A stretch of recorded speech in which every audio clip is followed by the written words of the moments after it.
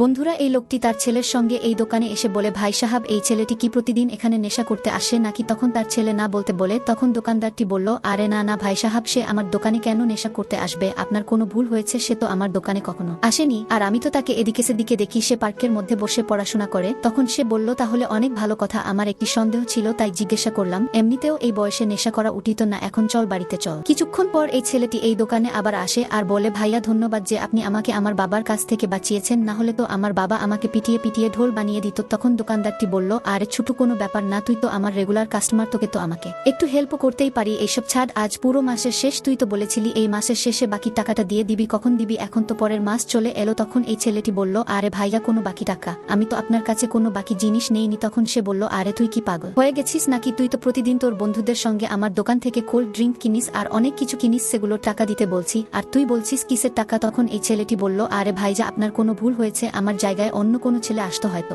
আর আপনি আমাকে ভাবছেন। তখন সে বলল, দেখ, আমার থেকে বেশি চালাকি করার চেষ্টাও করবি না, না হলে ঠিক হবে না, তাড়াতাড়ি আমার দোকানের বাকি টাকাটা দে, না হলে তোর বাপকে গিয়ে সব বলে দিব। তখন ছেলেটির বাবা বলল, আরে বাপকে কি বলবি? বাপ নিজেই চলে এলো, আর কোনো জিনিসের টাকা চাচ্ছিস তুই আমার ছেলের কাছে? তখন দোকানদারটি বলল, আরে কোনো জিনিসের টাকা? এটা কেমন কথা? আরে আপনার ছেলে প্রতিদিন আমার দোকান থেকে কোল্ড ড্রিঙ্ক কেনে, চিপিস কেনে, এগুলোর টাকা চাইছি। তখন এই লোকটি বলল, আরে কিসের মিথ্যে কথা বলছিস? আমি তো সকালে এসেছিলাম, তখন তো তুই বলছিলি আমার ছেলে কখনো তোর দোকানে আসেইনি। দেখ, তুই যেটা বলছিস সেটা আমি ভিডিও করে ফেলেছি, দেখ, আর বেশি চালাকি করবি তাহলে তোর দোকানের মালিককে এই ভিডিওটি দেখিয়ে দিব আর বলবো এখন আবার টাকা চাচ্ছে, তখন তোকে দোকানের কাছ থেকে বের করে দিবে। তুই হয়তো জানিস না এই দোকানের মালিক আমার সঙ্গে অনেক ভালো বন্ধু। তখন এই লোকটি একটু ভয় পেয়ে যায় আর বলে, না না, এমনটা করবেন না, আমি আপনার ছেলের টাকা আমি নিজের পকেট থেকে দিয়ে দেব, আপনি তাও এমনটা করবেন না, না হলে আমাকে সত্যি সত্যি দোকানের কাছ থেকে বের করে দিব। এমনিতে অনেক কষ্ট করে এই দোকানের কাজ পেয়েছি। এরপর তারা বাপছেল চলে যায়, আর কিছু দূর আসার পর তার ছেলে বলছিল, আরে বাবা, তুমি তো একদম ঠিক বলেছ, এই দোকান থেকে আমরা খাবো দাবো, তাও কোনো টাকা দিতে হবে, এটা তো একদম সত্যি হয়ে গেল। তারপর তার বাবা বলল, হ্যাঁ, আমার ছেলে আসলে আমার টাকা দিয়ে কোনো কিছু কিনে খাওয়া হজম হয় না, আমাকে তো লাগে চুরি করে জিনিস। চল, এই মুরগির ডিম তো খেয়ে নিলাম, এখন চল অন্য মুরগি দেখি। তো বন্ধুরা, আপনিও যদি মুরগির ডিম খেয়ে থাকেন তাহলে একটা লাইক করে দিবেন প্লিজ।